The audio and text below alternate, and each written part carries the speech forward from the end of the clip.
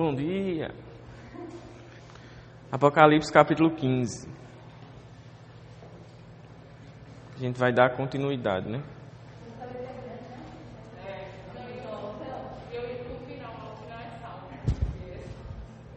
Meu amigo.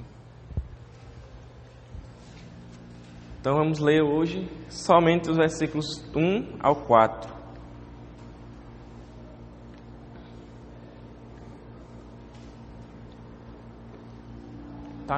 Tá enquadrado aí? Porque às vezes eu fico vindo mais pra cá e sai, né?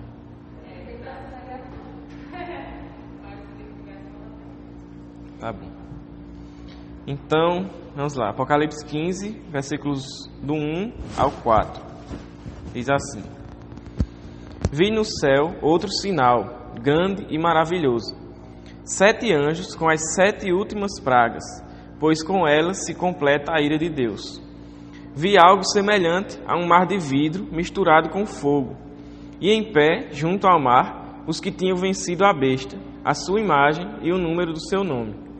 Eles seguravam harpas que lhes haviam sido dadas por Deus, e cantavam o cântico de Moisés, servo de Deus, e o cântico do Cordeiro.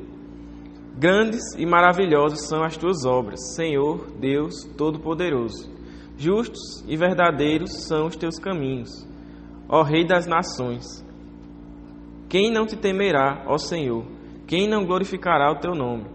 Pois tu somente és santo. Todas as nações virão à tua presença e te adorarão, pois os teus atos de justiça se tornaram manifestos. Amém. Quase que eu cantava aqui. Só não cantei porque vai pro YouTube aí. Não dá certo, não. Então, hoje a gente vai estudar Apocalipse 15, versículos 1 ao 4, né? Esse texto que a gente leu. E esse texto, João começa mais uma vez, né? Como ele começa, sempre que ele inicia uma sessão... Eu vou recapitular, calma. Sempre que ele inicia uma sessão, algo, vamos dizer assim, novo que ele viu, né? Acho que falou isso, ele diz, né? E vi algo. Então sempre que ele diz e vi algo é porque ele está vendo coisas novas, então é como se fosse uma nova sessão da visão que ele está tendo, né? E aí ele fala, mais uma vez, né, no versículo 1, que ele viu algo. Ele diz que ele viu outro sinal. Quando a gente já ouviu falar, né, em relação a essa questão do sinal. Lá no capítulo 12, João, ele disse, se a gente voltar lá, ele diz assim, versículo 1, né? Apareceu no céu um sinal extraordinário. E também, no versículo 3, ele diz, então apareceu no céu outro sinal. Então, essa linguagem do capítulo 15, do versículo 1 do capítulo 15, remete, ou lembra, né? A linguagem do capítulo 12, onde João diz que viu um sinal. Lá ele diz que viu um sinal, que foi o primeiro. Depois ele diz que viu outro sinal. Esse primeiro sinal foi o dragão, lá no capítulo 12. Não, na verdade foi uma mulher, né, vestida de sol, com a lua embaixo, a visão da mulher. E o segundo sinal que ele viu, aí sim, foi o dragão, né? Como ele fala no versículo 3. Então ele viu a mulher, que a gente viu que, de forma geral, representa a igreja. Aí a gente viu que o outro sinal que ele viu foi o dragão, que é Satanás, que perseguia a igreja. E agora ele vai dizer que ele viu um terceiro sinal. E que sinal é esse? No versículo 15. Ele vai dizer que viu, né, 7 anjos com as 7 últimas pragas. E esses sinais que ele diz, tanto no versículo 12 como aqui, estão de certa forma relacionados, não somente pela palavra sinal se referir ao que ele está vendo, mas porque lá o que é que a gente viu, né, inicialmente? O dragão e a mulher, que era a igreja. E depois, no desenrolar do capítulo 12 e também no capítulo 13, a gente vê esse dragão e, vamos dizer assim, as forças que são guiadas por esse dragão perseguindo a mulher e a igreja, e depois os descendentes dessa mulher, que são a igreja, né? Então, essa visão da perseguição por parte de Satanás e das forças do mal da igreja, ela acaba aqui. Que aqui o que é que ele vai falar? esse outro sinal tem relação com aquele, porque o que vai acontecer aqui, como a gente leu do versículo 1 ao 4, é o derramamento da ira de Deus. E aí a gente vai desdobrar um pouco mais isso aqui, né? Então, esses sinais aqui, do capítulo 15, eles estão relacionados com os primeiros sinais do capítulo 12. Né? Como se fosse, vamos dizer assim... Aí vocês vão entender daqui a pouco, quando a gente for falando mais, né? Sobre isso. Aí, aqui, como eu falei, ele inicia outra sessão. Aí, fazendo a pequena recapitulação, né? A breve recapitulação. Ó, ele fala que esse sinal são 7 anjos e 7 pragas, né? Aí, fazendo uma breve recapitulação para a gente contextualizar, entender mais ou menos como está seguindo o fluxo, vamos dizer assim, né? De Apocalipse. A gente já estudou até aqui, né? E a gente viu que dos capítulos 1 ao 3... Eu botei alguma coisa aqui. Dos capítulos 1 ao 3, basicamente, Deus se revela a João e ele fala por meio de Cristo às igrejas. João está falando Cristo está falando às igrejas, exortando as igrejas, encorajando as igrejas e corrigindo as igrejas. A gente viu, para quem lembra, né? Todo mundo lembra, eu acho, todo mundo é, né? Inteligente. Ele tem algumas igrejas que ele exorta em relação ao pecado, como a de Éfeso, como a de Laodiceia, né? E outras. Aí tem algumas igrejas que ele encoraja em relação à perseguição que elas estavam sofrendo, que é o caso de Esmirna, se eu não me engano, né? Então, e tem outras igrejas, essas igrejas que ele exorta, ele corrige. Então, primeiro, João, a revelação que Deus dá a João é Cristo se revelando à igreja, exortando a igreja, para que a igreja, de certa forma, se corrija e se mantenha firme. Por que isso? Justamente pelo que vai vir depois. Que ele vai dizer, né, a revelação das coisas do fim, as coisas concernentes ao fim, que é o que o próprio João escreve em Apocalipse, né, que é a revelação que Deus dá das coisas que iriam acontecer, do futuro. Então, antes de anunciar o futuro, o fim, as coisas que vinham, o juízo de Deus, tudo, Deus exorta a sua igreja a se corrigir, a se arrepender de seus pecados e a se manter firme, né, no caminho de Cristo. Aí dos capítulos 4 ao 7... tem a visão lá do trono, João vê o trono, vê as coisas do céu, vê o cordeiro abrindo os selos, com o rolo, né, com os selos, e aí começa a abertura dos selos. Né? E aí, dos capítulos 4 ao 7, é toda essa seção, né, essa parte que vai contar sobre os 7 selos. E a gente viu que os selos, eles eram, vamos dizer assim, de certa forma, um juízo de Deus, e foi aqui nos selos em que a igreja começou a ser perseguida. É quando os selos são abertos, que a igreja é perseguida. Deus derrama juízo sobre a terra, de forma parcial, como a gente viu, né? E aí a igreja é perseguida e tudo mais. Então, aqui, o povo de Deus era perseguido, exposto a provas e aflições, né? Nessa parte dos 7 selos.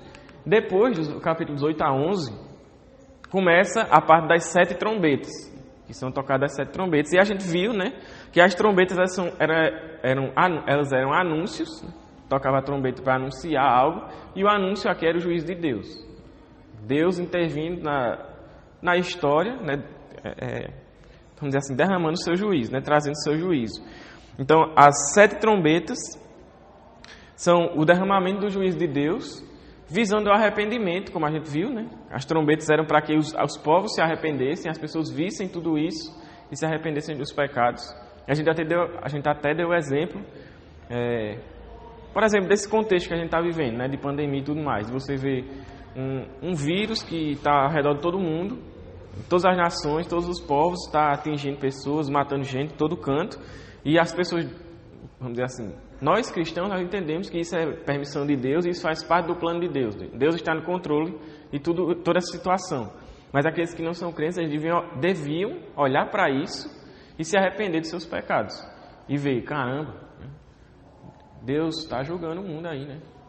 O mundo está muito ruim e tal. Só que a gente vê, como João também fala no capítulo 8 e 9, principalmente, que as nações não se arrependem, né? Pelo contrário, eles se afundam cada vez mais nos seus pecados. E aí essa é a parte das 7 trombetas, onde são tocadas as 7 trombetas.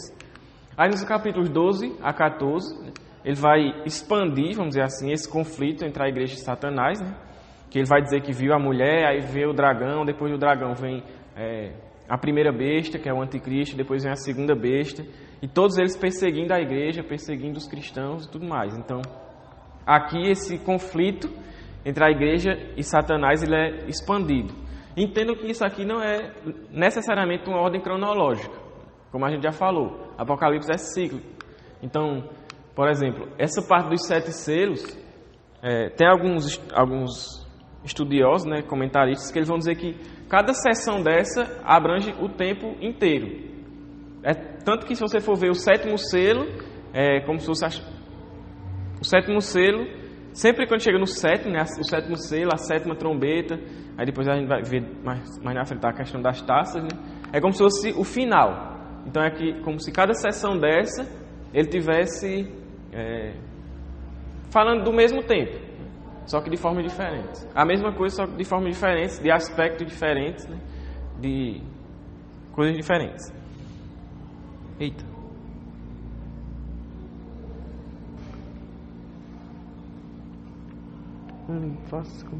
Tá gravando. Obrigado. Então, nos capítulos 12 ao 14, ele vai expandir esse conflito entre a igreja e Satanás e mostrar mais ou menos como é que isso está acontecendo, né? E aí ele também fala do surgimento do anticristo, tudo aquilo que a gente já falou no capítulo 13 e tal. E aí, semana passada, a gente concluiu o capítulo 14. Falando, basicamente, a gente terminou, né, falando sobre o surgimento dos 3 anjos e os 3 anjos anunciando, né, o que iria acontecer. Um fala da queda da Babilônia, outro fala da vitória de Deus, do juízo de Deus, né, e, consequentemente, a vitória de Deus. E, por fim, a questão da colheita, que foi o que a gente terminou vendo, né, que haveriam 2 colheitas, a colheita dos ímpios, primeiro dos crentes, né, que eles iam ser levados para a ajuda de Deus, e a colheita dos ímpios, que iam ser jogados no lagar da ira de Deus e ser pisados lá, tudo aquilo que a gente viu semana passada. E aí, a gente vai começar mais uma sessão, que é dos capítulos 15 e 16, que basicamente esse capítulo ele responde justamente essa pergunta. O que acontece, ou ele se propõe a responder essa pergunta, né? O que acontece quando o povo não se arrepende diante de todas as intervenções divinas que a gente viu até agora, né? Basicamente, a gente viu que Deus ele derrama o seu juízo de forma parcial sobre a terra para que os homens vejam e se arrependam e creiam na pregação do Evangelho. Só que a gente viu que as nações, os ímpios, os pecadores não têm se arrependido diante disso. Então, o que acontece quando esse povo não se arrepende diante das intervenções divinas? Aí fica a pergunta, e alguém gostaria de responder? O que acontece quando Deus diz assim, né, tipo assim, dá um castigo para que a pessoa se corrija e a pessoa não se corrige? O que é que vem depois disso? A justiça, a ira de Deus, né? Exatamente. Por isso que agora o que ele vai falar, nesse capítulo 15, ele vai fazer meio que uma introdução para as taças, e essas taças são, vamos dizer assim, como ele fala aqui, são as 7 taças, que aqui ele chama de 7 pragas, e como ele fala no versículo 1, né, são as últimas, são as derradeiras, são as, como é a palavra? Definitivas. É o derramamento da ira de Deus de forma definitiva. Aqui não tem mais arrependimento. Tem arrependimento até antes de começar aqui as taças. Depois que Deus começar a derramar as taças da sua ira, não tem mais arrependimento. É o juízo final. Então é justamente isso. Diante de Deus intervindo na terra, na história, em tudo isso, e as pessoas não se arrependendo, o que vem depois é a ira de Deus de forma definitiva, o fim, né, o juízo final. Então é isso que a gente vai começar a ver agora, né, nos capítulo 15. Então, vamos lá. Alguma dúvida? Alguma coisa? Comentário? As 7 obreiros dos seus instrumentos e as pragas é a mesma coisa, só que de forma diferente. É como se fosse. A gente... Desde o começo da primeira taça já não tem como se arrepender mais. Não, tem. É porque, especificamente, essa questão é que é complicado de entender, vamos dizer assim, como a gente sabe, né? A cronologia de Apocalipse. Mas, em relação... Lembrem assim, que em relação às taças, é o derramar da ira de Deus, de forma definitiva. Então, a partir daqui, não tem mais arrependimento. Só que a gente pode compreender isso de 2 formas, né? Isso sendo um período específico, em que nesse período as pessoas não vão se arrepender, Ou a gente pode entender como um período ao longo de toda a história, de que Deus está derramando sua ira, e aqueles que não se arrependem sofrem o juízo de Deus, vamos dizer assim, de forma definitiva. Então, é complicado. Tipo, como eu falei, tem uns estudiosos que vão dizer que cada sessão dessa abrange até o final, né? Todo o período até o final. Só que quando a gente vai ver, por exemplo, as taças elas só são tocadas depois da 7ª trombeta. Vamos dizer assim, né? Entre aspas. Porque na 7ª trombeta é que vem o juízo de Deus, Cristo vem vencendo, né? Para ceifar a sua igreja, recolher a sua igreja e exercer o juízo. E aqui vem o juízo das 7 taças. Aí, como a gente sabe, né? A cronologia do Apocalipse é algo complicado da gente entender. Só que a gente precisa perceber, não a questão, vamos dizer assim, da cronologia em si, né? É o que a gente sempre vem falando. A gente não precisa focar na questão da cronologia, é o que a maioria das pessoas fazem quando vai estudar Apocalipse. E pensar assim, eita, será que a gente já está na 6ª trombeta e meio, tá ali já tocando a 7ª, e só vai soar a 7ª trombeta e não sei o que lá, e não sei o que lá. Só que toda essa linguagem de João, ela é simbólica. E João está tendo essa visão das coisas celestiais. Então isso não é tão fácil da gente, por exemplo, encaixar na nossa cronologia. Até porque no céu, vamos dizer assim, né, e provavelmente na visão de João, não existe tempo. Não tá, como a gente falou, não tem um relógio lá do tempo do céu, dizendo assim, agora é hora disso, agora é hora disso. João está dizendo o que ele está vendo. Aí ele tem que escrever numa sequência, né? Obviamente. E ele está vendo numa sequência. É complicado essa questão da cronologia. Mas, não sei se deu para responder ou se complicou mais ainda. Não, entendi, mas é que eu estava falando mais especificamente na questão do arrependimento das pessoas, o tempo do arrependimento das pessoas, até quando eles podem se arrepender. Porque no caso, assim, eu escrevi a dúvida de Tasso. Aí eu quero perguntar. Pergunta. Se todas essas taças, tipo assim, elas já são o derramar da ira, né? Não conta mais com o arrependimento das pessoas, né? Aí a dúvida que eu não tenho como a gente saber é se isso é um tempo específico, chegou agora. Tipo, sei lá, a partir de 2035 ninguém mais se converte. Um exemplo, né? Porque é só o derramar da ira. É. Ou se isso é algo que vai sendo espalhado na história, né? Tipo, algo que talvez a gente já viu de forma. No caso, como fazer assim, pode ser o fato das pessoas não se arrependerem, se eles num tempo determinado, vamos supor, de 2035 a 2040, não há mais arrependimento, as taxas estão aí, ou então pode ser pronto, a partir de agora ninguém se arrepende mais desse algo comum. Porque ao mesmo tempo Deus ele intervém, por exemplo, como a gente vê na própria pandemia. A gente sabe que isso é uma intervenção de Deus. E existem pessoas que se arrependem diante disso e de outras coisas que podem acontecer. E existem pessoas que rejeitam, que querem continuar a sua vida e não nem aí para Deus. Então, a essas pessoas já é reservado esse juízo, entendeu? Então, isso já pode ver que está acontecendo. Isso. E, além disso, como eu falei, né, a linguagem de Apocalipse, e aqui na questão das taças, a partir do capítulo 16, é algo simbólico.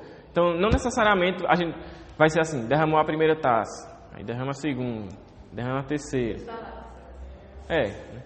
Se a gente for ler, por exemplo, a descrição das taças, é literalmente o juízo final de Deus sobre os ímpios. Então, pode ser que aqui ele esteja se referindo justamente ao momento final em que Deus vai estar julgando os ímpios. Entendeu?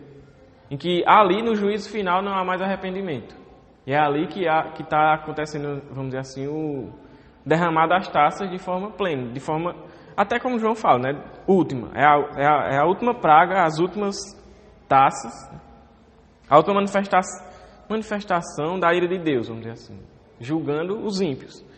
Então isso aqui se refere ao contexto, vamos dizer assim, a imagem do juízo final. E basicamente é isso. Deu para entender? Justamente, né? É o derramamento aos ímpios, né? Isso. Não vai derramar aqui, né? E já botou, já buscou sua igreja e pronto. Agora é só os ímpios agora. Tanto por... tem mais. Eu acho que eu estou entendendo o que tu está falando. Quando a gente for avançando, eu acho que tu vai entender. Eu acho que eu estou entendendo onde tu quer chegar. Mas acho que vai entender. Então, vamos seguindo aí. Quando chegar, eu acho que tu vai entender. Aí no versículo 1, né, ele fala que essas são pragas. E essa linguagem das pragas, elas remetem ao Êxodo. Como a gente já viu muitas vezes, quando Deus vai derramar o seu juízo. Em outros textos de Apocalipse, faz referência a coisas que aconteceram lá no Êxodo, com Moisés e a abertura do Mar Vermelho. As pragas, né, que a gente já viu também nos 7 selos. Então, mais uma vez, essa linguagem das pragas, elas remetem ao Êxodo. Né? E, a gente vai ver que isso aqui tem muito a ver justamente com esse contexto do Êxodo, até quando ele fala sobre a questão do cântico de Moisés, né? Que a gente vai falar daqui a pouco. Então, tem a ver com o Êxodo. Né? Só que aqui elas são as últimas pragas, como a gente também já falou, né? São a ira de Deus de forma plena, de forma derradeira, de forma final. Né? O juízo final aqui é o que ele está falando. Dessas últimas pragas.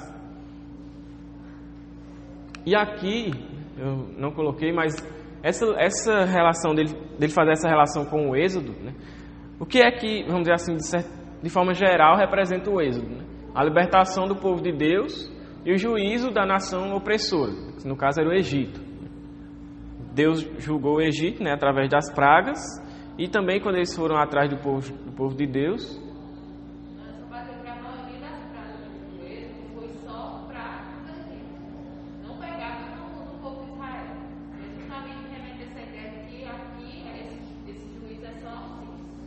Isso. E aqui, fazendo mais essa relação com o Êxodo, né, tem a ver com isso, essa questão da libertação do povo e do juízo para as nações, principalmente nesse contexto de perseguição, né, e de opressão. Então, aqui é como se fosse, vamos dizer assim, né, o êxodo final, de certa forma. É a libertação final da igreja, como a gente vai ver a partir de agora. Né? A igreja está de pé, acima do mar de vidro, louvando a Deus em vitória, né, em alegria e tal, louvando a Deus, adorando a Deus, enquanto os ímpios eles estão sofrendo o juízo de Deus. Então, a igreja é como o povo de Deus sendo liberto do Egito, vamos dizer assim, e os ímpios é como se fosse o Egito sofrendo o juízo de Deus e a ira de Deus, só que agora de forma plena. Deu para entender essa relação com o Êxodo aí? Então, vamos lá. Aí ele vai falar no versículo 2, sim, e só uma coisa que eu também esqueci de colocar no slide, é que quando ele fala no final do versículo 1, né, que com essas últimas pragas, é só mais uma ênfase de que isso é o juízo final, né? Que ele fala que com essas últimas pragas se completa a ira de Deus. A ira de Deus está completa ali, vamos dizer assim. É demonstrado de forma plena, de forma completa. Então, mais uma vez, a gente sabe que o que ele está falando aqui é o juízo final. É o juízo final. Aí, a partir do versículo 2, ele vai dizer, né, que ele viu algo semelhante a um mar de vidro. A gente já viu essa... Eu ia perguntar onde, mas está aqui, né? A gente já viu, né, João tendo essa visão do mar de vidro. Só que acho que ninguém abriu ainda não. Não abre não. Onde é que está esse mar de vidro? Que João fala no capítulo 4 de Apocalipse, versículo 6. Ele já falou desse mar de vidro, que ele viu um mar de vidro. Tu já abriu, né?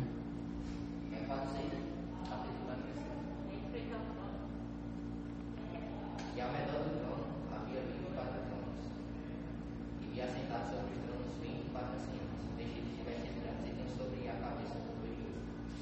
Oxi. Então eu acho que eu obtei o versículo errado, peraí.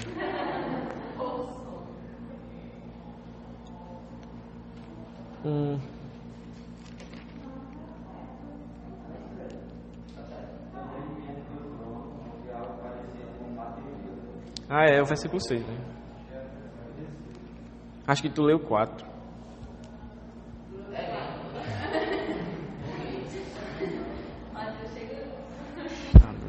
Só tem isso na minha Bíblia. Então pronto, né? Lá em Apocalipse, capítulo 4, versículo 6, ele diz que já tinha visto esse mar de vidro antes, quando ele estava tendo a visão do trono. E ele diz que esse mar de vidro, como o Hortense falou, está diante do trono. Então, o que João está vendo aqui é mais ou menos a mesma coisa, só que agora num contexto diferente, no contexto do juízo. Então, ele está vendo esse mar de vidro novamente, né? De novo esse mar de vidro, que é o que está diante do trono. E aí ele fala que agora, né, esse mar de vidro está misturado com fogo. Antes, no capítulo 4, não estava misturado com fogo. E agora está misturado com fogo. Então indica que o que João está vendo agora é num contexto diferente, no contexto do juízo. E o massa que é a mesma visão, assim, que o mar de vidro está à frente do trono, né? Mas para aqueles que são de Cristo, que foram comprados por Cristo, essa visão do trono é algo tipo, maravilhoso, né? É uma recompensa. Mas para aqueles ímpios, a visão do trono é algo aterrorizador, né? Porque é o juízo de Deus. Isso, exatamente. E a gente vai falar disso daqui a pouco, né? Só que aqui, né, quando João ele faz essa ênfase falando que esse mar de vidro agora está misturado com fogo, talvez fazendo referência ao lago de fogo, que é onde serão lançados Satanás, os seus anjos e todos aqueles que não creram, né, em Cristo e que adoraram a besta e tal. Então, talvez seja em relação a isso, né? A esse lago de fogo, vamos dizer assim. Eu fiquei imaginando na minha cabeça, é como se você tem um mar de vidro que está misturado com fogo, aí desse mar tem uma correnteza, um córrego, sei lá, alguma coisa que forma o lago de fogo que o povo fez jogando. Só a imaginação da minha cabeça. Não tem isso na Bíblia não, só imaginei. Não, tem, só não sou eu. Então, aqui, esse mar de vidro que João vê é aquele mesmo, só que agora ele está misturado com fogo justamente porque a ênfase, né, e o contexto e a situação é do juízo. Então Deus vai julgar o povo. Fazendo referência, né, ao lago de fogo onde serão lançados, como eu falei, Satanás, seus anjos e os pecadores. E aí João, ele vai, os pecadores que não se arrependem. E aí João, ele vai dizer, né, que em pé, na NVI ele traduz junto ao mar, né, mas só que no grego a preposição é como se ele estivesse assim, sobre o mar, acima do mar. Estão os que tinham vencido a besta, né, como ele fala no particípio, os que vem vencendo a besta, né, os que continuamente vencem a besta. Os que vencem, né, são os cristãos. Então, acima do mar de vidro, sobre o mar de vidro, estão os crentes. E os crentes aqui, eles estão com harpas, como ele fala no versículo 2, em suas mãos, justamente louvando a Deus, né? Uma harpa é um instrumento musical que é para tocar música. Então, eles estão acima desse mar de vidro, louvando a Deus. E a gente sabe, não precisa, vamos dizer assim, demonstrar isso, né? A gente sabe que os que vencem a besta, e ele fala, né, ele até faz questão de enfatizar a besta, a sua imagem e o seu nome e número, né? Que é tudo aquilo que a gente viu no capítulo 13, da questão do anticristo, que ele feito uma imagem para esse anticristo, onde as pessoas vão se curvar e adorar a ele, e esses que se curvarem e adorarem a ele terão o seu nome e o número do seu nome, né? Como ele fala. Que a gente viu é 666, a gente viu tudo isso. Então, os crentes, eles não estão enquadrados nesse grupo de pessoas que vão se dobrar diante do anticristo, que vão adorar o anticristo e vão receber o número da besta. Por isso que a gente não deve ficar preocupado em, sei lá, vamos dizer, ei, será que eu vou receber o número da besta sem querer? E agora? Sem saber, e de repente eu estou com o chip do anticristo e eu vou para o inferno. Não. Por quê? Porque existe uma lógica, né? Só quem vai receber isso é quem adorar o anticristo. É quem se curvar diante do anticristo. Os crentes não vão se curvar diante do anticristo. Os crentes verdadeiros, eles não vão adorar o anticristo. A adoração deles é somente a Deus. Por não adorarem o anticristo, eles não vão receber a marca da besta. Que, como a gente falou, não tem como saber literalmente se é algo físico ou somente espiritual, né? Existem várias linhas de interpretação, se é algo físico ou espiritual e tal. Não tem como saber, a gente agora não tem como saber. Mas, de forma geral, né, é uma marca que vai identificar os que adoram a besta, os que adoram o anticristo e os que, vamos dizer assim, de certa forma, né, apostataram da fé em Cristo, em Deus. e, vamos dizer assim, entregar a sua vida para o anticristo. Então, os crentes não vão estar nesse grupo. Então, não tem perigo da gente ter a marca da besta enganado. Se você chegar a receber essa marca da besta, é porque você quis. Basicamente é isso. É porque você adorou ao anticristo. E nós, como somos cristãos, não vamos adorar o anticristo. O que é que a gente vai sofrer por causa disso? Isso aí, perseguição, morte e tal. Só que aí é como Apocalipse fala, né? É aí onde está a nossa vitória. É aí que a gente vence, na nossa perseverança. E a gente se manter firmes. Quando Satanás acha que nos derrotou, vamos dizer assim, lembrando, né, o que a gente viu no capítulo 11, das duas testemunhas, quando o mundo e Satanás acham que derrotou as duas testemunhas e estão celebrando a morte das duas testemunhas, Deus ressuscita as duas testemunhas e elas agora é que vencem sobre Satanás e o mundo. É a mesma coisa, é a igreja vai ser assim. Mesmo que ela morra, é na sua morte que está a sua vitória. Nós vamos ressuscitar com corpos gloriosos, vencendo com Cristo, vamos estar lá no céu louvando a Deus, enquanto os pecadores, os ímpios, Satanás e a galera do mal vai estar sofrendo, sendo pisado por Deus, no lagar da ira de Deus. Então, esses que estão aqui, sobre o mar de fogo, sobre o mar de vidro, né, misturado com fogo, adorando a Deus, são os crentes, são os que vencem. São aqueles que também recebem as promessas que são feitas lá às igrejas, nos capítulos 1 a 3.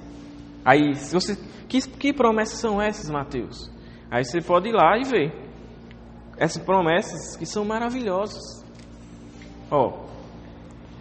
A primeira igreja, que é a carta a Éfeso, né? Ele diz: aquele que tem ouvidos ouça, o vencedor dará o direito de comer da árvore da vida. Então nós comeremos da árvore da vida, que está no paraíso de Deus. Aí, capítulo 2, versículo 11: o vencedor de modo algum sofrerá a segunda morte. Então nós não vamos sofrer o juízo final de Deus, nós vamos ter a vida eterna com Ele. Capítulo 2, versículo 17: ao vencedor darei do maná escondido. E também lhe darei uma pedra com um novo nome inscrito. Então nós vamos receber, vamos dizer assim, o pão da vida, né, o maná de Deus, escondido de Deus. Nós vamos receber sustento, vamos dizer assim, plenitude e satisfação por toda a eternidade. E nós vamos receber a proteção divina. Tipo, o nome de Deus vai estar sobre nós. Então nós vamos receber, vamos dizer assim, o nome de Deus, vamos dizer assim, de certo. Não é o nome de Deus, né? Como é que eu posso falar? Nós vamos estar abaixo do nome de Deus. Esqueci a forma de falar. Deu para entender, né? Essa é uma promessa que nós vamos receber. Ainda no capítulo 2, versículo... a partir do 26, ele vai dizer que o vencedor vai ter autoridade sobre as nações. Ele vai governar as nações juntamente com Cristo, né, como a gente viu naquela época. Ele vai dar a mesma autoridade que ele recebeu do Pai, é Cristo falando.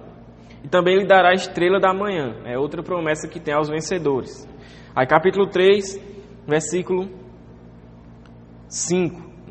Aos que vencerem, ao vencedor, será vestido de branco, e o seu nome jamais será apagado do livro da vida. Então, nós vamos ter um corpo santo, puro, glorificado, justo. E nunca mais teremos o nosso nome apagado, nunca teremos o nosso nome apagado. Por toda a eternidade habitaremos com Cristo. Capítulo 3, versículo 12. O vencedor será uma coluna no santuário de Deus. Ele vai estar firmado na presença de Deus durante a eternidade. Ele vai receber o nome de Deus, o nome da cidade de Deus, que é a Nova Jerusalém, dizendo que ele é propriedade de Deus. Era isso que eu ia falar da outra vez, né? Que é propriedade de Deus, né? Receber o nome de Deus tem essa questão de ser propriedade de Deus. E ele vai habitar na Nova Jerusalém, né? No céu, para todos sempre. Aí, capítulo 3, a última promessa que ele dá às igrejas, a partir do versículo 21. O vencedor terá o direito de sentar-se com Cristo no seu trono e de vencer como ele venceu. Então nós vamos ter comunhão com Cristo durante toda a eternidade e vamos vencer com ele. Então essas são as promessas que ele dá às igrejas, né, e outras ao redor de toda a Bíblia. Então esses que vencem é a mesma linguagem, né? Os que vencerem lá, do capítulo 2 ao 3, né, os que vencerem, os vencedores, são esses aqui que vencem. Então esses que estão sobre o mar de vidro, que não vão ser alvos do juízo final de Deus, mas vão habitar com Deus e receber todas essas promessas que a gente acabou de falar. Amém? Ô glória, né? Ô glória. Então os que vencem são a igreja. Hã? Ô glória. Então esses que vencem são as igrejas. É a igreja, são os crentes. E o que é que eles estão fazendo?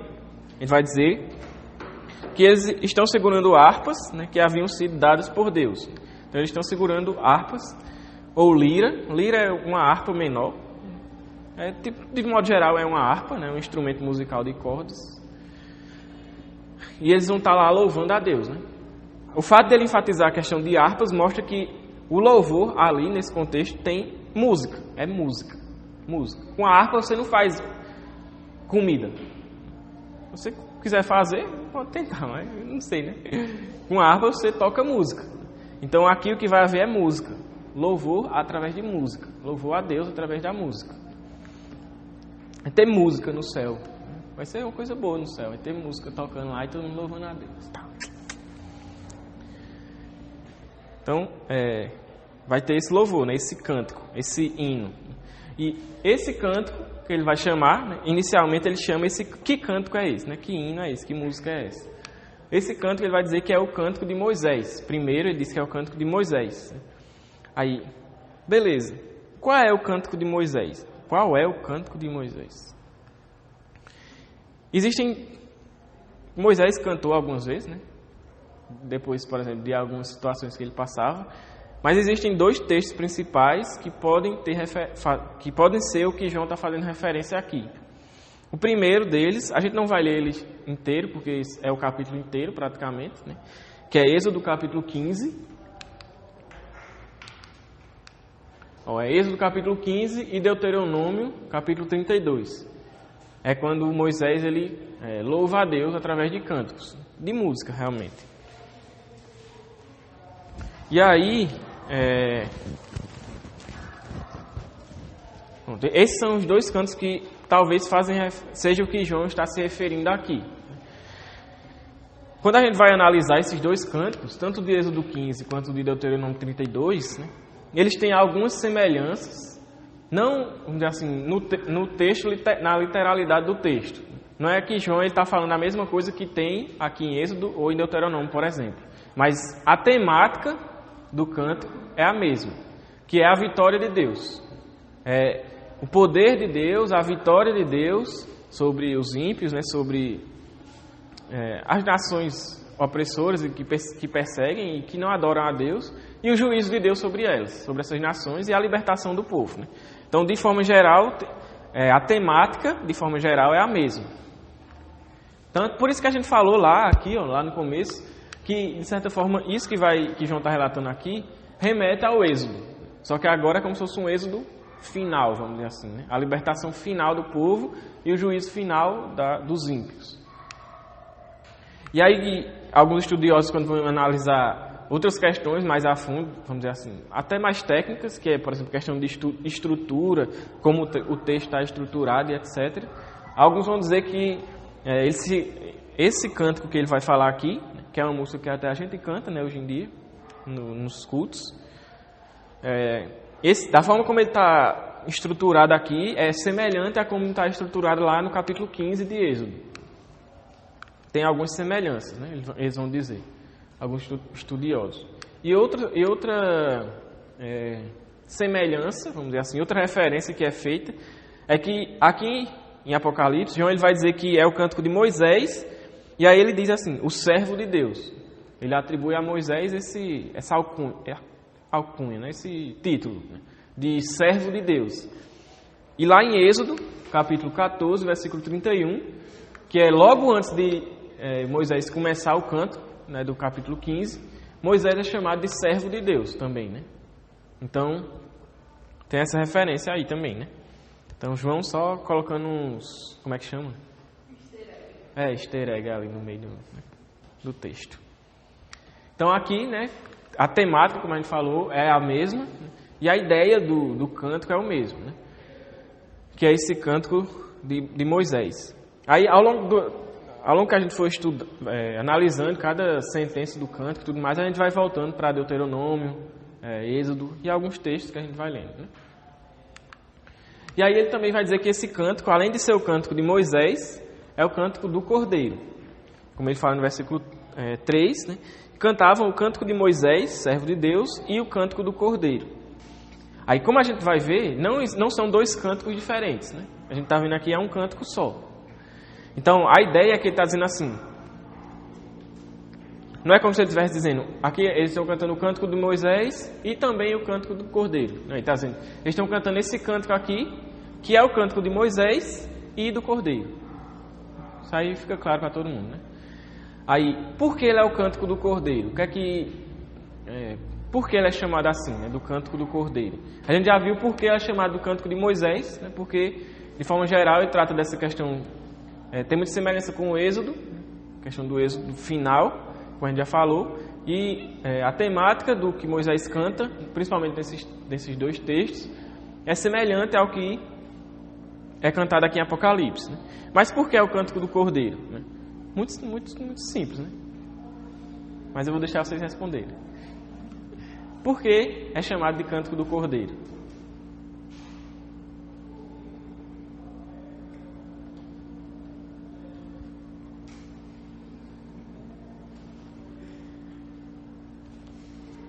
Tempo? Nem relógio eu tenho.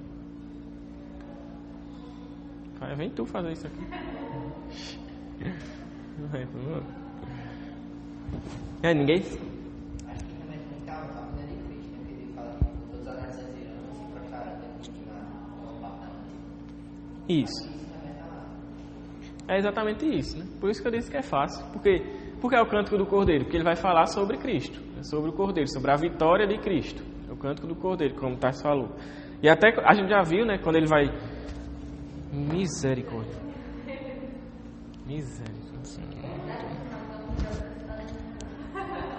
Quando... Como é o nome? O que é que eu estava falando? Sim, quando a gente viu, né, em Apocalipse, quando ele faz referência a alguns textos, até do Antigo Testamento, né, que ele fala que quando o Messias vier para julgar, e quando Deus vier, né, para julgar, trazer o juízo, o dia do Senhor e tudo mais, as nações irão até ele. A gente viu, tem muitos textos no Antigo Testamento que falam isso. Então, por isso que ele fala, né, as nações virão diante de ti, se prostrarão diante de ti, porque é o Cristo vencedor. Então, tem até o Grant Osborne, né, que é um dos comentários que a gente segue para fazer esse estudo. Ele vai dizer que você poderia traduzir isso da seguinte forma: é o cântico de Moisés, servo de Deus, e o cântico sobre o Cordeiro, que fala sobre o Cordeiro. Entendeu? Deu para entender isso aí? Então, por isso que ele é chamado de cântico de Moisés, né, por causa da temática e do que ele vem falar, e o cântico do Cordeiro, porque fala sobre Cristo, a vitória de Cristo e a obra de Cristo. Beleza? Aí agora a gente vai analisar o cântico, né? Aí eu queria chamar o Ministério de Louvor para cantar essa música. Brincadeira. Mas se quiser, tem um violão ali e tem gente que canta aí. Pode cantar. Essa música, a gente tem que... quem tiver o contato de Paulo César Baruch, fala com ele e diz assim: ó, Paulo César Baruch, essa música aí não é sua não, é de Moisés. Né? Se liga aí, tá? Tem que avisar ele, entendeu? Porque se Moisés quiser processar ele, aí vai dar ruim, né? Então, esse canto, como eu falei, né, é um canto, até quando eu estava lendo, dá para a pessoa dar vontade de cantar no ritmo, né, da música, porque a música é literalmente o que está escrito aqui, né? Ele vai falar: grandes são as tuas obras, Senhor Todo-Poderoso, justos e verdadeiros são os seus caminhos. Ó Rei das nações, quem não temerá? Quem não glorificará o teu nome? Pois só o teu nome é santo. Então, esse é o cântico de Moisés aqui, né? Que também é o cântico sobre o Cordeiro. E aí ele vai começar falando, né? Esse é o cântico, a gente vai destrinchar esse cântico, linha por linha, né? Então, a primeira linha desse cântico, ele vai dizer, né, que ele vai celebrar e ele vai falar sobre as obras de Deus, sobre os feitos de Deus, as obras de Deus. Ele começa falando, né, grandes e maravilhosas são as tuas obras. Ele vai dizer que as obras de Deus, elas são grandes e maravilhosas, né? Ou talvez em outra tradução pode ter gloriosa ou algo do tipo. Então as obras de Deus são grandes e gloriosas, né? Essa linguagem, ela pode ter alguma referência com o Salmo 111. Aí, Tássio, lê, por favor. Salmo 111, versículo 3.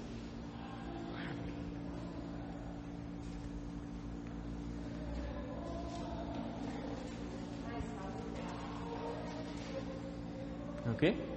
Tem salmo aí.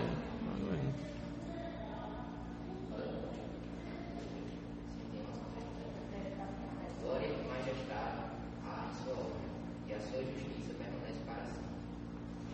Pronto, aí quando ele fala, né, o salmista ele fala que glória e majestade há em suas obras, né?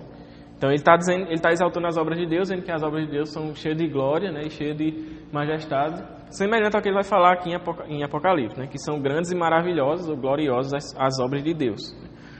Aí pode ter referência, né? A gente não sabe, mas pode ser que esteja alguma referência em relação a esse texto.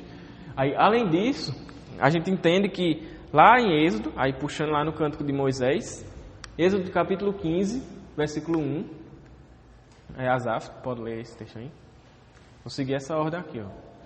Aí, volta assim, Hã?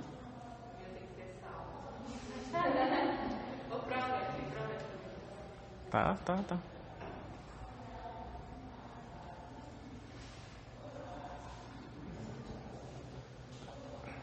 Cantarei ao Senhor, pois triunfou gloriosamente. Lançou ao mar do cavalo, o seu cavaleiro.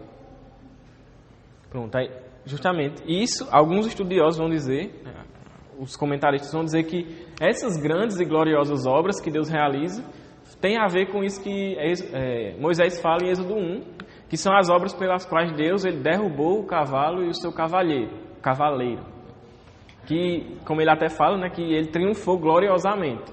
Através dessas obras ele derrotou o cavalo e o cavaleiro, né, fazendo referência ao exército do Egito e tal. Então alguns vão dizer que essas grandes e gloriosas obras têm a ver com isso. Então tem a ver com as obras que Cristo realizou, onde ele venceu, vamos dizer assim, Satanás, onde ele venceu as forças do mal.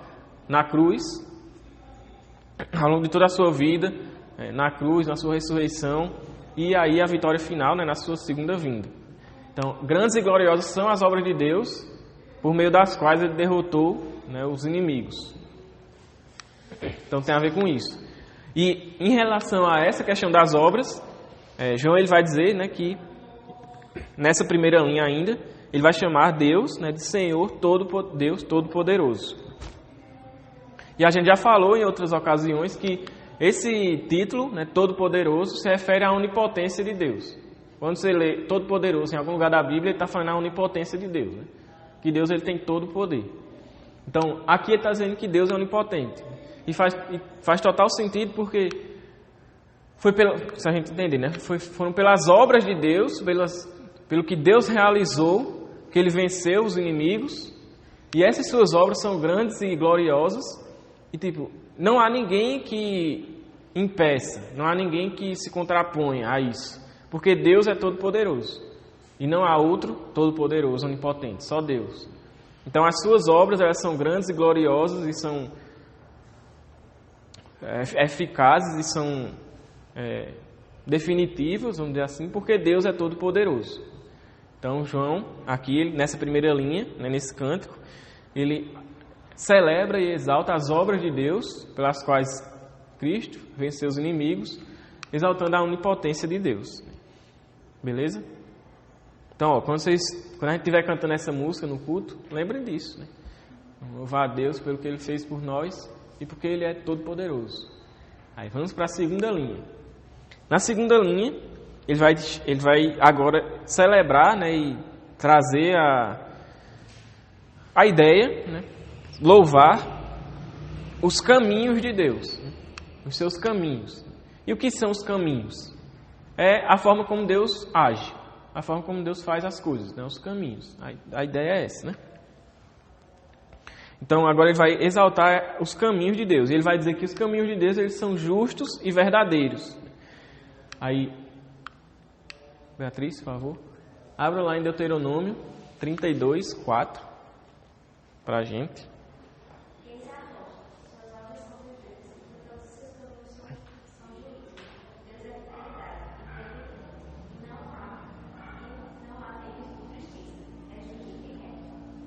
Pronto.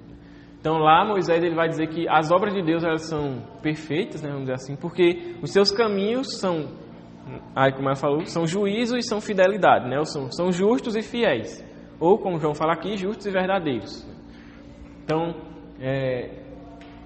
João ele tira essa ideia, né, dos caminhos de Deus serem justos e verdadeiros lá de Deuteronômio, capítulo 32, versículo 4, que é um dos cânticos de Moisés, né? E como a gente já entendeu que os caminhos eles se referem à forma como Deus age, como Deus faz as coisas, a gente entende que a forma como Deus age, ela é justa e ela é fiel, ela é genuína, ela é verdadeira. Deus não está agindo, sei lá, como é que eu posso dizer? Deus não está agindo, sei lá, falsamente, ou Ele não está agindo, sei lá, sorrateiramente, ou sei lá, enganando alguém, ou fazendo algo do tipo, algo que não seja justo. Ele não está agindo injustamente. Da forma como ele age, vem acompanhado ao longo dos seus caminhos, né, juízo e verdade, justiça e verdade. Então os caminhos de Deus são justos e verdadeiros. E além disso, ele exalta aqui a soberania de Deus, porque ele fala nessa segunda linha ainda, que é justos e verdadeiros são os teus caminhos, Rei das nações. É o nome da música, né? O Rei das nações. Então, ele fala, né? Ele chama Deus, né, de Rei das nações, o Rei das nações. E Rei das nações é o Rei dos reis, Senhor dos senhores, que reina sobre todos. Então, isso exalta a soberania de Deus, a forma como Deus governa sobre tudo e todos. Então, esse título, Rei das nações, tem relação com isso, né? E justamente, mais uma vez, tem total relação porque a forma como Deus governa, Deus é rei sobre todos. E todos os seus caminhos, assim, os seus decretos, as coisas que Ele como rei ordena, são justos e verdadeiros. São fiéis, né, e genuínos e não tem justiça. Então a forma como Deus governa o mundo, a história e as nações é uma forma justa e verdadeira. E aí, trazendo para o contexto de Apocalipse, para o contexto em que a gente está inserido, né, que é o do juízo final, ele vai falar, lá em Apocalipse capítulo 16, ele vai de novo fazer referência a isso, a esse louvor a Deus, né? Tu lê aí, Priscila, por favor. Versículos 5 até o 7.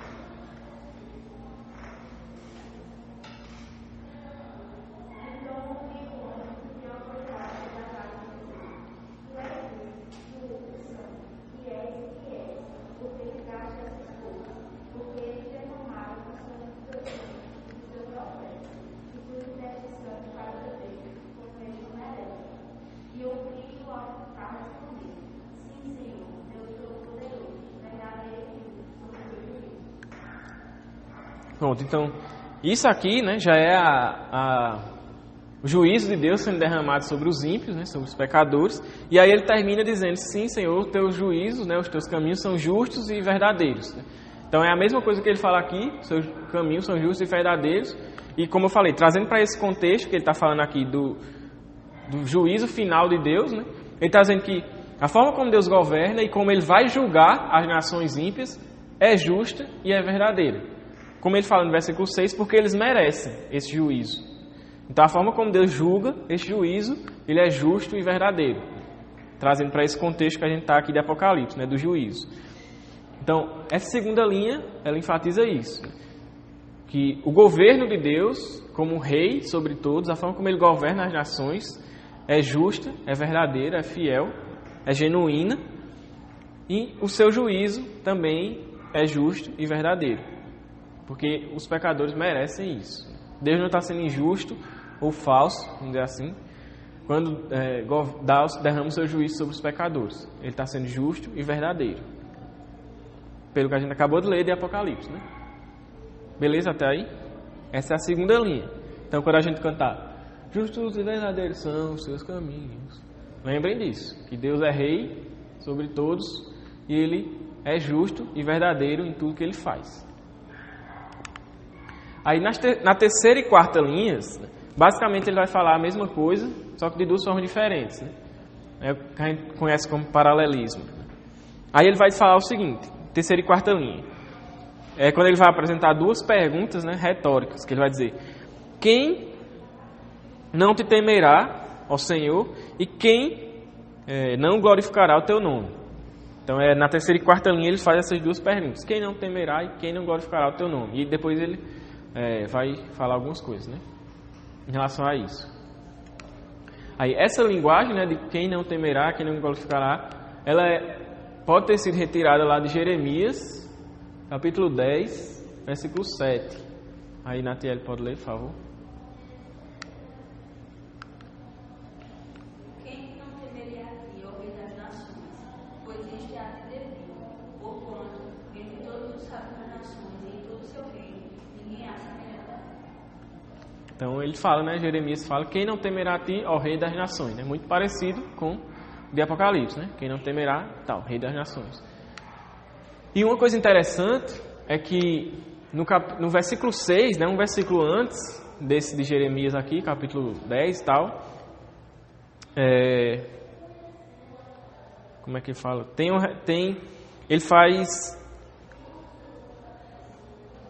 Ele estabelece, como eu coloquei aqui, um paralelo com o Êxodo capítulo 15, versículo 11. Por quê? Leia aí, por favor, o versículo 6. De boa. Isso.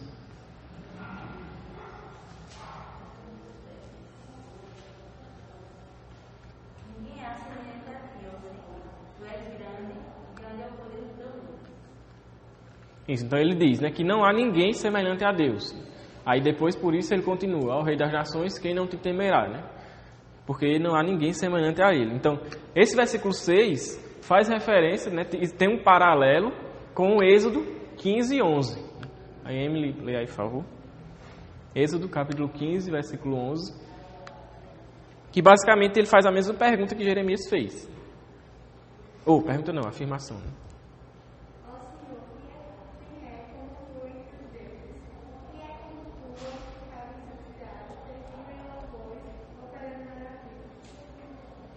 Então, Moisés, aqui em Êxodo, né, ele faz a mesma afirmação que Jeremias fez no versículo 6, né?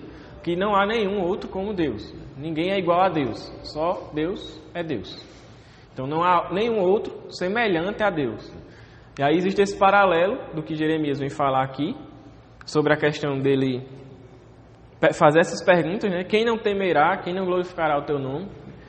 Com essa ideia de que não há nenhum outro igual a Deus. Então, por isso que, pelo fato de que não há ninguém igual a Deus, não há ninguém semelhante a Deus, o Deus Criador que governa todas as coisas, o Rei das Nações, não há nenhum igual a Ele, é que Jeremias primeiro, né, faz essa pergunta, e João aqui faz também, que são perguntas retóricas, fazem assim: quem não temerá o teu nome? Quem não te glorificará? Não há nenhum outro como o Senhor. Então existe esse paralelo, né, justamente com Êxodo 15, que é o cântico de Moisés, se a gente lembrar lá. Um dos cânticos de Moisés. Beleza? Então, as terceira e quartas linhas vão tratar sobre isso, né? Fazendo essa pergunta retórica, né? Quem não temerá e quem não glorificará? E a forma como essa pergunta, né, essa frase, ela é construída, dá a entender assim, esse termo, essa parte não, né? Como ele fala, quem não temerá, né? É uma conjunção que tem lá no grego, que a ideia é que não é somente não, mas é algo mais enfático. Né? É tipo, jamais ou nunca. Então é como se ele dissesse assim: quem nunca temerá o Senhor? Quem nunca adorará, glorificará o teu nome? Porque ele está dizendo que não existe ninguém na face da terra que, pelo menos um dia, não temerá a Deus e não glorificará a Deus. Como assim? É o que é o que vocês falaram, né? É o que a gente sabe que no juízo final, mesmo que ao longo vamos dizer, tenha um ímpio, alguém que não se arrepende dos seus pecados e não está nem aí para nada e não liga para Deus, nada, morre em pecado, não se converte e tal. Ao longo de toda a sua vida ele não temeu a Deus e não glorificou a Deus. Mas no último dia, no dia do juízo, que a Bíblia diz que todos os joelhos se dobrarão, toda língua confessará. Então ali, naquele dia, ele vai temer ao Senhor e vai glorificar a Deus. Mesmo que por meio do juízo que ele vai receber. É como a gente sabe, alguns vão fazer isso por bem, né? E outros vão fazer por mal. Mas todos, em algum momento, nem que seja no juízo final, vão temer e glorificar a Deus. Então essa pergunta que João faz aqui é justamente isso. Quem nunca fará isso? Quem nunca temerá a Deus? Não existe alguém que nunca fará isso.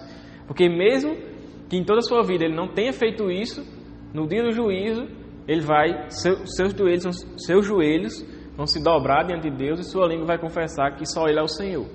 Mesmo que por meio do seu juízo, da ira sendo derramada sobre ele e do seu julgamento. Todos algum dia vão fazer isso, confessar que Deus é Senhor e vão temer a Deus e glorificar a Ele. Então a ideia é essa. Não é somente, quem não temerá a Deus? Quem não vai louvar Ele? Não. É a ideia de que todos vão fazer isso. Como eu falei, por bem ou por mal, né? Vamos dizer assim. Ou por crer em Cristo, por entregar a vida a Cristo e por dedicar sua vida a Ele, a temer a Ele e a glorificar a Ele. Ou por, no dia do juízo, ter que fazer isso por de certa forma, né? Por obrigação. Não tem o que fazer, né? Vai ter que fazer isso. E ali Deus vai ser glorificado e vai ser temido, justamente porque Ele vai estar derramando a sua ira de forma plena, e a sua ira justa e verdadeira, como a gente falou, de forma plena sobre as pessoas que não se arrependeram. Relaxa, não está cedo ainda.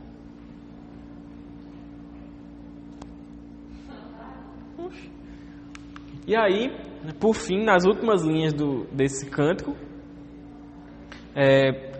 João ele vai apresentar os motivos, 3 motivos, pelos quais, justamente o que ele falou antes, todos temerão e glorificarão. Todos vão temer e glorificar a Deus. Por quê? Aí ele vai apresentar 3 motivos pelos quais isso é uma verdade. O primeiro motivo, ele vai falar, ainda no versículo 4, né? Pois somente tu és santo. Então, pois... E a gente entende que são 3 motivos, porque cada uma dessas afirmações começa com essa não é partícula, essa palavra, né? Pois, né? No grego lá tem 3 vezes, então são 3 motivos que ele apresenta. O primeiro deles é porque só Deus é santo. Então, além de ele estar falando em questão de exclusividade, que só Deus é santo, não há outro santo, ele está trazendo a ideia da transcendência de Deus, né? que é a ideia dele ser santo. A gente já falou sobre isso, né? Que santo não é somente ele ser puro, não ter pecado, mas é a ideia dele ser totalmente separado. Né? Santo é a ideia de ser separado. Então é a ideia de Deus ser transcendente. Ele está em outra dimensão além de nós. Então Deus é o único santo. Ele é o único que é dessa forma. Ele é o único Deus. E por ele ser totalmente separado, aí é que a gente entende que ele também é puro, é santo, separado do pecado. Então, ele está trazendo essa ideia. Só Deus, só esse Deus que ele vem louvando aqui, que é o Rei das Nações, que é o Todo-Poderoso, só Ele é santo. Só Ele pode ser chamado de Deus, só Ele deve ser adorado como Deus. Então, só Ele é Deus, só Ele é santo. Esse é o primeiro motivo pelos quais todos temerão e todos glorificarão. E isso é interessante porque faz um contraste com o que João tinha falado anteriormente, principalmente nos capítulos 13 e 14, que é todas as nações ímpias adorando a besta e ao anticristo. Então, eles estão adorando ao anticristo, adorando a besta, se prostrando diante deles, reverenciando a ele, né, o anticristo, obedecendo ao anticristo. Só que no último dia, quando Deus se revelar, no dia do Senhor, todos vão ver, inclusive esses que adoraram o anticristo, vão ver que aquela adoração deles não valeu de nada. É como Paulo fala, e é literalmente, né, adoração a demônios. Né? Idolatria é adoração a demônios. Né? E aqui nesse caso é literalmente, né, que é o anticristo. Então, e naquele dia todos vão ver que realmente só há um que é digno de ser adorado, que é esse Deus. Só há um que é santo. Não é o anticristo que é digno de adoração, não é ninguém, é só esse Deus. Amém? Aí ele vai agora apresentar o segundo motivo. pelo qual todas as nações temerão e glorificarão a Deus. Aí ele vai falar, ainda no versículo 4, né?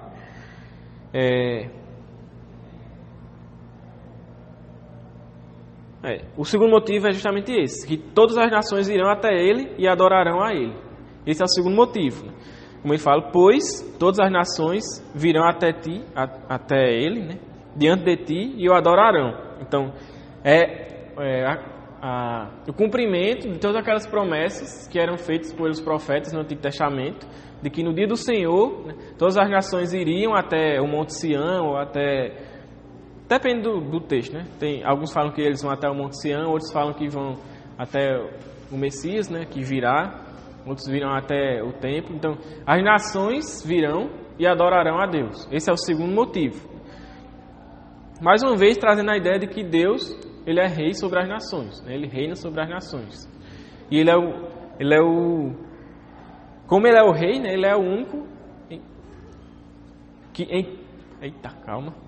Como ele é o rei, ele é o único para quem as nações vão correr, para onde as nações irão. Então, o segundo motivo pelos quais todos temerão e glorificarão é justamente porque todas as nações irão diante dele e irão adorá-lo. Isso também enfatiza a ideia da obra de Cristo, por ele ter comprado, né, e salvado pessoas de todos os povos, tribos, línguas e nações. Né? Então a gente vai ver... eu não sei, porque eu não sei como é o corpo glorioso, né? Não sei se vai ter diferenças tipo, entre nós, assim, questão de cor de pele, de cor dos olhos, cabelo diferente, não sei, né? Não sei como é o corpo glorioso, mas... sei lá, vai ter pessoas que foram salvas de todas as nações, tribos, povos, uma grande multidão que não se pode contar. Os 144 mil, né, que a gente já viu esse número e tal, vão estar lá diante de Deus, adorando a Deus. Então, porque essa incontável multidão está adorando a Deus, é que os outros povos, todos, vão fazer também isso, né? Vão temer e glorificar a Deus. Que cheiro bom é esse? E o terceiro motivo pelo qual todos os povos temerão e glorificarão a Deus é o que ele fala no final do versículo 4, né? Pois os teus atos de justiça se tornaram manifestos. Então, os teus atos de justiça fizeram manifestos.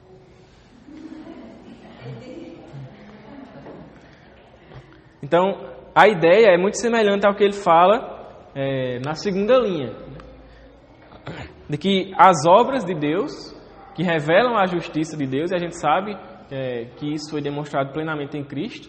Então, os atos de justiça de Deus, a forma como Deus julga e como Deus age, a forma justa como Deus faz isso, foram manifestos. E a ideia de ser manifesto é a ideia de ser trazido à luz. É algo que estava escondido, vamos dizer assim, e foi trazido à luz, foi revelado, foi manifesto. E é como Paulo fala, né, e os evangelhos falam, é o mistério de Deus que foi revelado em Cristo.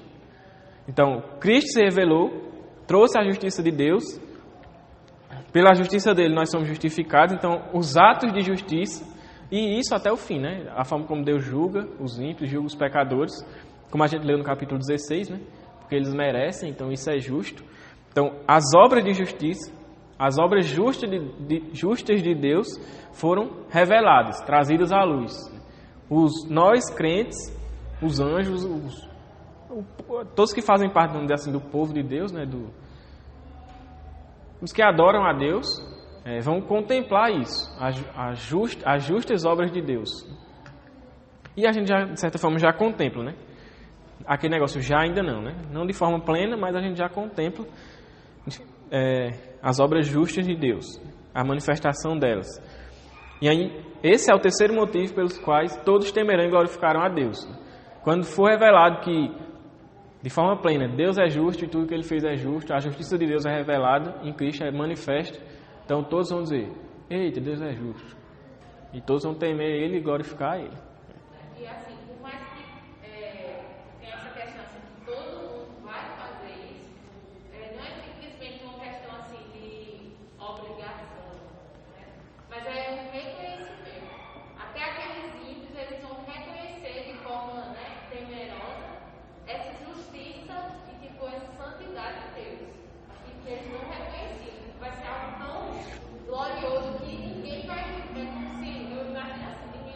segurar no pé. Quando vê, ele vai se prostrar. É tipo assim, ó, eu pensei numa analogia agora. Imagina isso, tem um filho lá, um gurizinho lá. Aí o pai fala, filho, não faça isso. Aí ele tem duas opções. Reconhecer que ele é o seu pai e ele deve obediência a ele e obedecer e não fazer o que o pai disse. Então ele reconhece que ele é o pai, então ele teme ao seu pai. Ou ele pode ir desobedecer, depois levar uma chinelada do pai e quando estiver lá chorando ele, é mesmo, né? Ele é meu pai. Então ele reconheceu, né, por meio do castigo, né? Não, e olha, eu vou até implementar.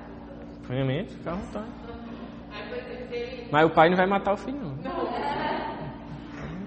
mas se o pai falou isso e foi sair para trabalhar, aí quando ele voltar, se o menino obedeceu, ele vai, não, pai, tudo bem. Mas se ele não fez, ele já vai ficar todo desconfiado, né? Porque ele fez coisa errada. Então, é justamente essa coisa.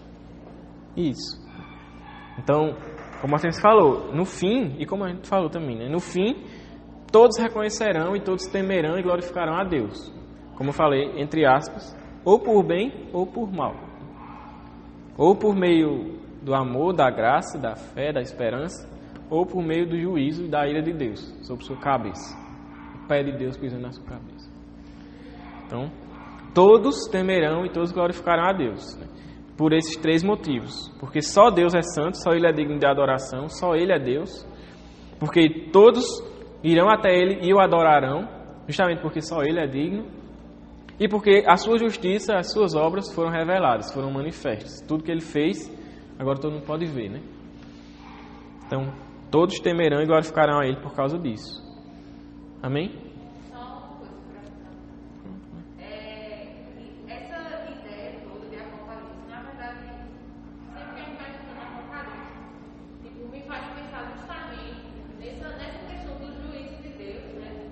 E a gente vê na maioria das partes do Apocalipse que todas essas intervenções divinas têm esse propósito de revelar quem é Deus.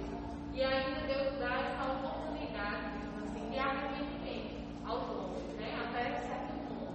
Então, tipo, isso também é um chamado a nós, tanto para que nós venhamos a arrepender de agonia, como também para que a gente apresente isso às pessoas, né?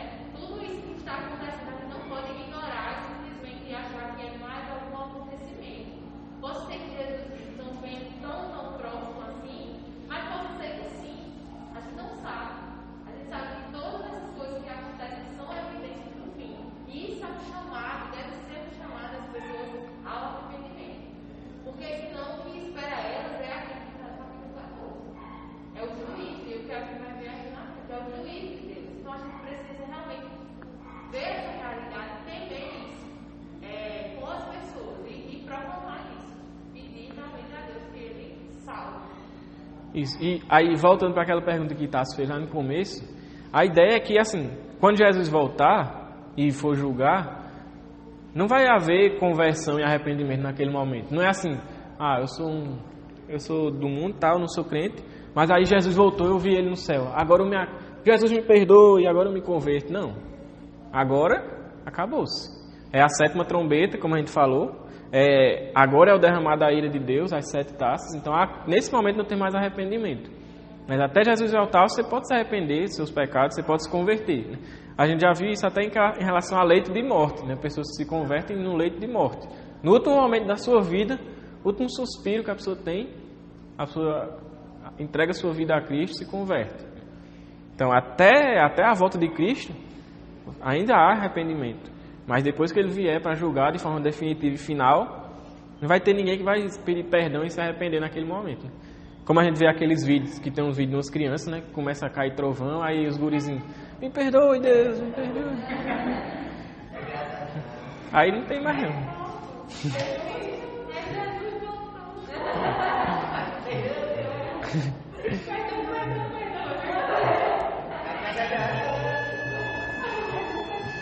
Aí não tem, né? Não é assim.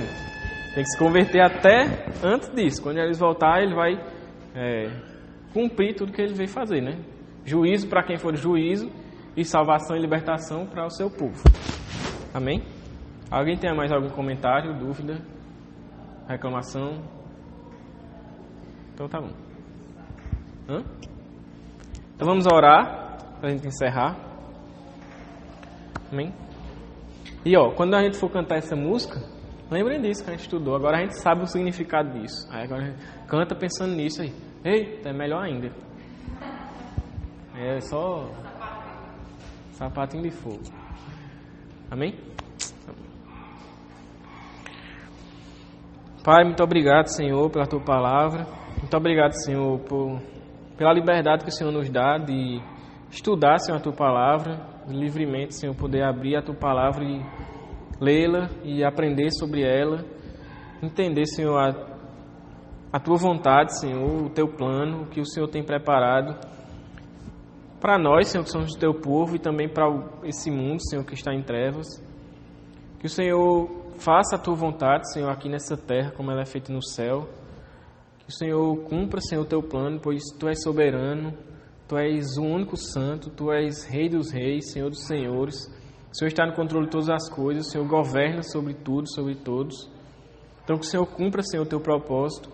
E que, Senhor, o que cabe a nós, como Tua igreja, o Senhor nos desperte, Senhor, a fazer, a Te adorar, a Te servir, a glorificar o Teu nome, Senhor, a Te louvar através da nossa vida, através de tudo que temos e tudo que somos, Senhor, que a nossa vida seja totalmente consagrada a Ti, para que para que a gente possa Te agradar, Senhor, aqui em vida, e para quando o Senhor vier, Pai, a gente possa estar todos juntos ao Teu lado, Te louvando, Te adorando, Senhor, nessa celebração maravilhosa, Senhor, desse gozo eterno, Pai.